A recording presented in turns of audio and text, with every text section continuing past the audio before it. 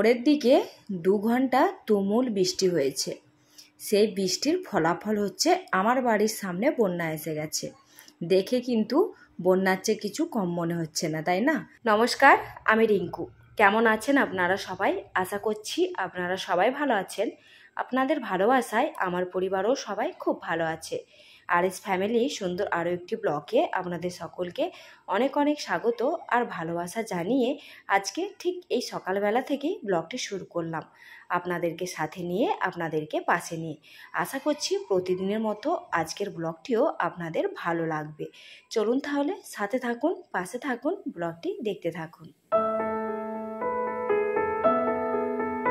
আজকে হচ্ছে শুক্রবার আর এখন ঘড়িতে সময় হচ্ছে ঠিক 7:30।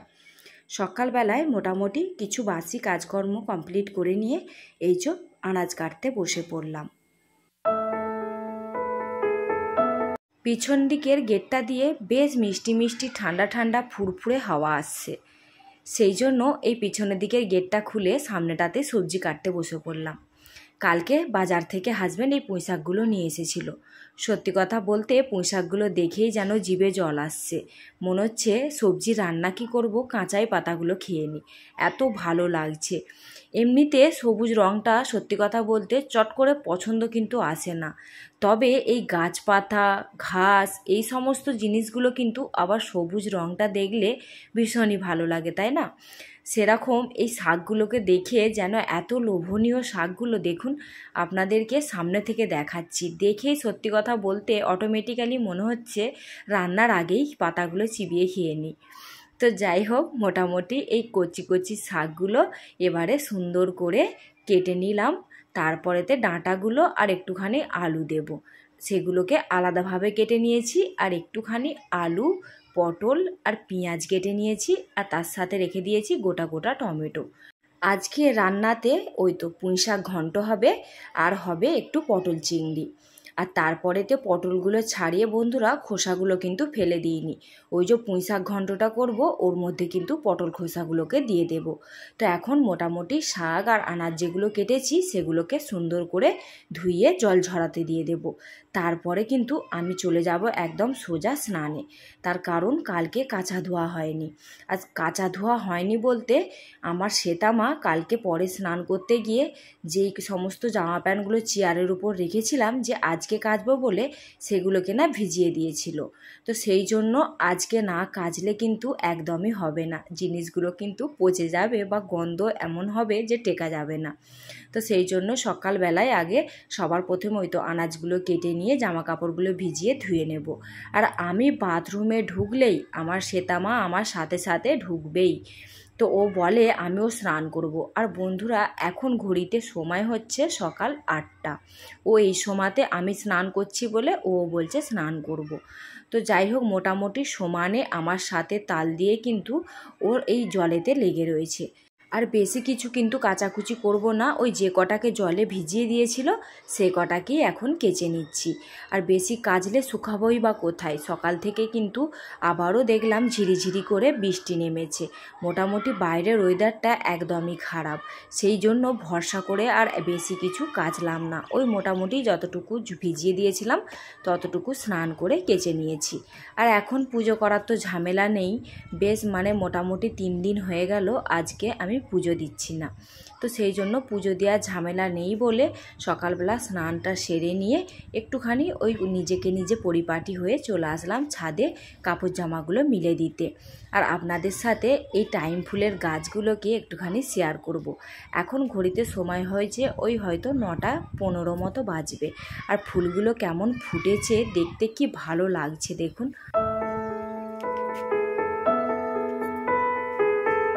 আজকে এই রকম মৌসুমটা সত্যি কথা বলতে যেন একটা টান দিচ্ছে, মনে হচ্ছে এই ছাদেতেই ঘোরাফেরা করি আর এই প্রাকৃতিক দৃশ্যটাকে অনুভব করি, এত ভালো লাগছে।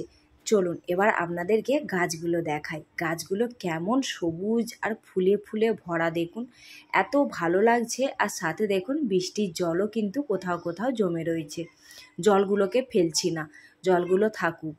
তার কারণ এরাও অনেক দিন পরে বৃষ্টির জল পেয়ে মনে হচ্ছে আজকে যেন মন খুলে হাসছে।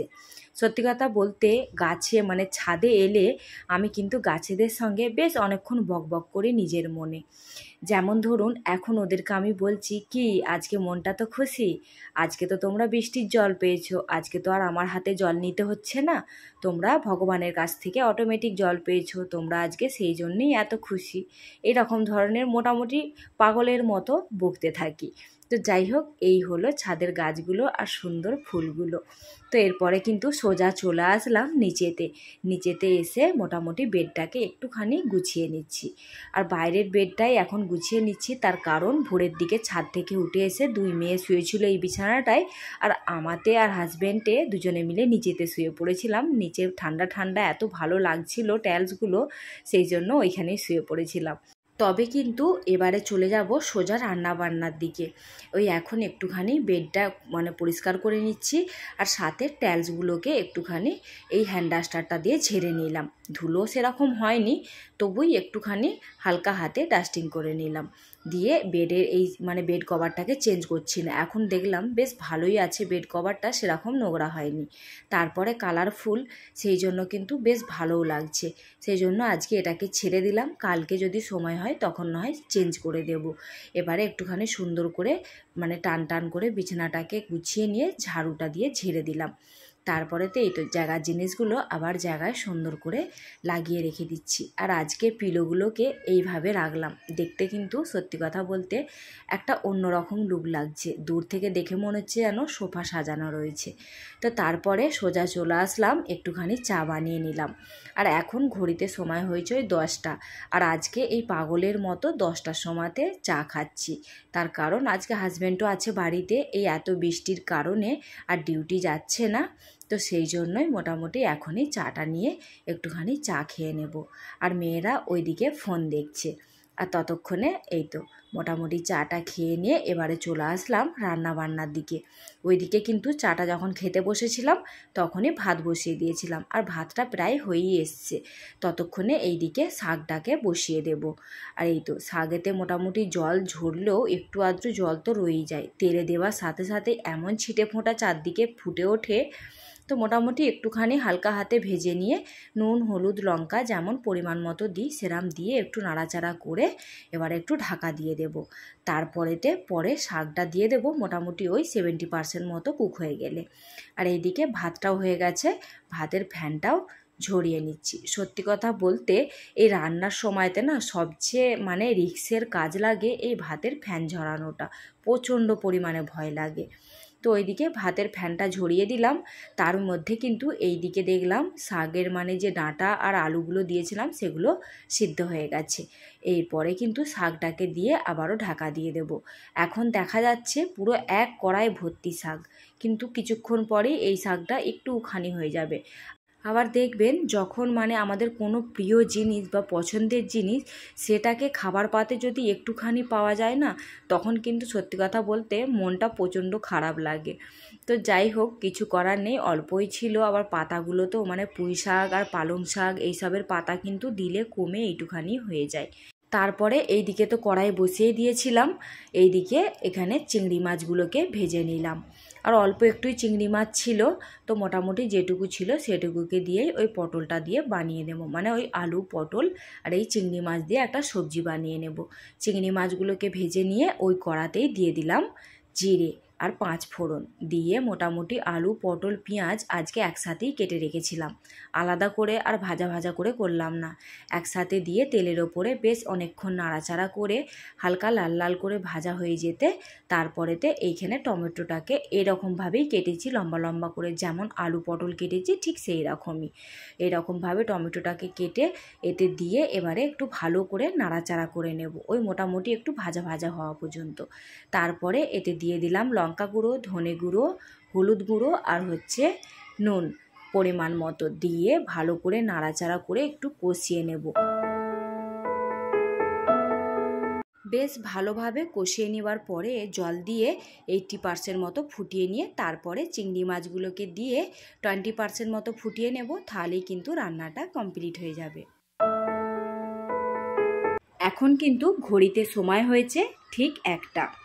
এবারে কিন্তু লাঞ্চটা সেরে নিচ্ছি। যেহেতু বাইরে ঝমঝম করে বৃষ্টি হচ্ছে, তারপরে হাজব্যান্ড বাড়িতেই আছে, সেই জন্য ভাবলাম গরম গরম রান্নার সাথে একদম সলভ করে দিই। তো চলুন তাহলে আমরা এদিকে লাঞ্চটা সেরে নিই। ততক্ষণে আপনারা ঝটপট করে একটা কমেন্ট করে জানান আজকের ব্লগটি আপনাদের কেমন লাগলো। যদি একটু বেশি ভালো লেগে থাকে তো প্লিজ একটা লাইক করে দেবেন। আর যদি আমার কোনো নতুন বন্ধু আজকের ব্লগটি দেখে থাকেন, আপনাদের যদি এই ব্লগের মধ্যে দিয়ে কোথাও একটুখানি মনকে জয় করতে পারি, তাহলে অবশ্যই করে চ্যানেলটিকে সাবস্ক্রাইব করে রাখবেন। আর যারা অলরেডি এই কাজটি করে রেখেছেন তাদের তো অনেক অনেক ধন্যবাদ আর ভালোবাসা জানাচ্ছি। আর এইখানেতে মোটামুটি লাঞ্চ কমপ্লিটের পরে বড় মেয়ে আর হাজব্যান্ড দুজনে কিন্তু দেখছে পিকচার। আর এইখানে আমি শ্বেতামাকে নিয়ে একটুখানি শুয়ে পড়লাম। তাহলে বন্ধুরা আজকে এখানে বিদায় নিলাম।